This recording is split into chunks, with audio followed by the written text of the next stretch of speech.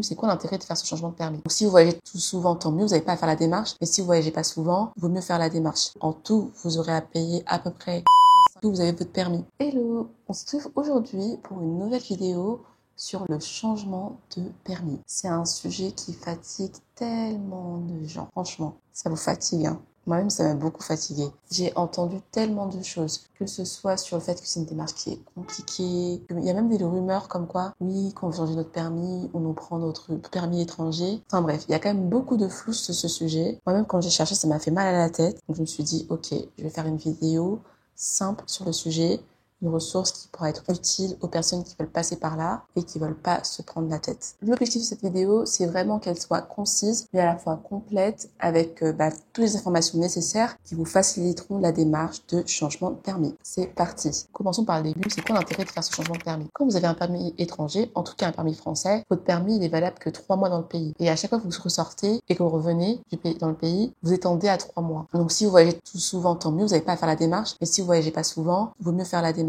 Si vous voyagez pas souvent, vous avez 3 cas de figure. Soit en fait, vous voyagez souvent comme je l'ai dit et du coup, tous les 3 mois, en fait, vous étendez la validité de votre permis et du coup, vous le gardez, votre permis étranger. Soit en fait, vous faites la procédure locale de permis, donc vous passez le code et la conduite et ou sinon, du coup, vous faites vos changements de permis. Il y a des contrôles assez fréquemment, donc vaut mieux le faire si vous voulez pas vous retrouver à payer des amendes constamment, des contraventions. Franchement, moi, je me sentais pas de faire le permis. Enfin, j'ai tellement galéré pour l'avoir. Storytime, moi, mon permis, je l'ai eu au bout de 5 fois en France. Hein. Donc, avant, j'en avais honte. Maintenant, je me dis, en fait, non, mais en vrai de vrai, le permis français, il est très difficile à avoir. Surtout quand vous êtes sensible, émotionnel comme moi, ou à chaque coup de truc, vous êtes stressé, ça vous fait partir, perdre la raison. Donc, voilà, j'ai eu au bout de quand même de 5 fois et je me voyais pas repasser ça. Pour moi, c'est déjà une grosse victoire de l'avoir eu. Je me revoyais pas me remettre dans tout ça. Surtout au niveau de la conduite parce que le code, j'avais pas de soucis.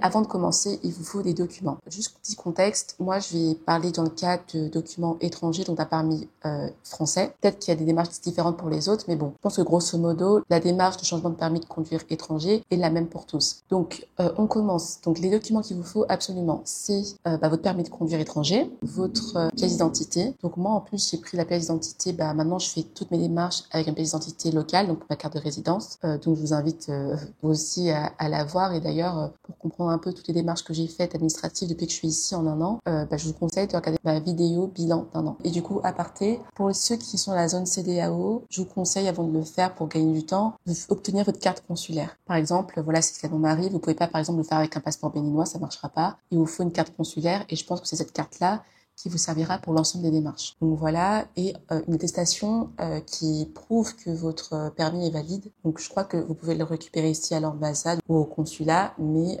moi c'est simple, en France c'est facile. Il s'agit d'une attestation de cas de conduite sécurisée, c'est l'ADCS, et vous l'obtenez vraiment en 5 minutes sur votre compte ANTS. Une fois que vous avez tous ces documents, donc les 3, vous faites des photocopies et vous vous rendez au plateau à la tour E, qui est en fait la tour de la Direction Générale des Impôts. Mais voilà, c'est la tour E et la devanture, il n'y a pas marqué tour E, mais c'est ça. Et du coup, elle ressemble à une autre tour, donc pour être sûr que vous ne vous trompiez pas, c'est ces tours-là qui sont en face. Ok, c'est ces tours-là qui sont en face, mais la bonne tour, c'est celle-ci. Avec, comme je vous l'ai montré juste avant, qui est hyper haute. Voilà. À la tour E, vous vous rendez à l'étage 16. À cette étape, le but pour vous, c'est d'obtenir votre ordre de paiement. Donc, pour l'obtenir, en fait, vous allez présenter les 3 pièces que je vous ai dites. À l'étage 16 de la tour E, ils vont vous donner un ordre de paiement de 10 000 francs. Avec cet ordre de paiement-là, vous allez vous rendre à la Générale, le bâtiment La Générale, à 5 minutes en voiture de la tour E, toujours au plateau. Et là-bas, vous montez à l'étage 5. Vous allez payer, du coup, à la caisse les 10 000 francs. Et ils vont vous remettre un reçu, ainsi qu'il y a quelqu'un là-bas qui va aussi vous cacheter vos différents documents. Vous repartez avec l'ensemble à la tour E à nouveau. Vous allez leur remettre le dossier. Je crois que c'est tout. Ils vont peut-être vous tamponner quelque chose. Et du coup, c'est tout. Il faudra revenir 48 heures plus tard pour récupérer l'autorisation d'échange de permis. Pour revenir 48 heures plus tard, vous n'avez pas forcément besoin d'y aller vous. S'il y a quelqu'un qui peut vous aider, demandez à cette personne-là d'y aller pour vous. Avec la photo, elle pourra récupérer l'autorisation pour vous. Et donc, vous voyez, pour cette première étape, donc ça coûte 10 000 francs et vous allez jongler entre tour E. En fait, tout va se passer au plateau. Vous allez jongler entre tour E et la Générale. Une fois que vous avez récupéré, donc 48 heures après, normalement c'est ça, hein, l'autorisation d'échange, bah, c'est l'étape 2, à savoir vous rendre dans un CGI, c'est un centre de gestion intégré et c'est là où vous allez pouvoir faire vraiment la procédure de changement de permis. Tous les CGI ne permettent pas de le faire. Je crois qu'il faut vérifier auprès du Kipux, mais en tout cas, nous on est parti au CGI de Engré et qui n'était pas aussi très loin de chez nous. Donc pour éviter, parce qu'il y a quand même beaucoup d'attentes, les gens viennent tôt, donc c'est un bâtiment où se fait toutes les procédures de création de permis, je crois, mais aussi de changement, mais de création. Donc tout le monde y va. Par exemple, allez-y pour 6h, 6h30, mais vous verrez qu'il y aura déjà de la queue. Moi, je vais vous montrer en vidéo, il y avait déjà de la queue quand je suis venue à ces heures-là. Donc sur place, vous allez faire la visite médicale qui coûtera 3500 francs. Vous devrez aussi, après la visite médicale, donc durant la visite médicale, ce sera un test de vue, une prise de sang. Si vous avez du mal comme moi à vous faire piquer parce qu'on a du mal à trouver vos veines ou que vous aimez pas ça, le mieux c'est de venir avec une carte de groupe sanguin. Je sais pas si la carte de groupe sanguin étrangère est valide, mais en tout cas la locale oui. Donc vous pouvez aller dans une clinique en amont, la faire et après vous serez tranquille. Vous n'aurez pas à faire la prise de sang. Et du coup, une fois que vous avez fait ça, vous allez à la caisse et à la caisse vous paierez 90 000 francs. Voilà, donc là on arrive à la fin en tout cas des paiements à faire. Les 2 premières étapes, en tout vous aurez à payer à peu près 105 000 francs, soit l'équivalent de 160 euros. Voilà, vous aurez tout fait, on va dire. Pour la récupération du permis, normalement, ils vont vous dire en fait que vous devez attendre une semaine et vous recevrez un texto. Dans les faits, c'est pas une semaine. Moi, j'ai eu mon permis au bout de 3 semaines. Donc moi, ce que je vous conseille, c'est que soit pour y aller, pour pas perdre de temps, de faire des allers-retours, c'est que la première option, c'est de recevoir le texto qui vous dit que vous pouvez aller retirer votre permis.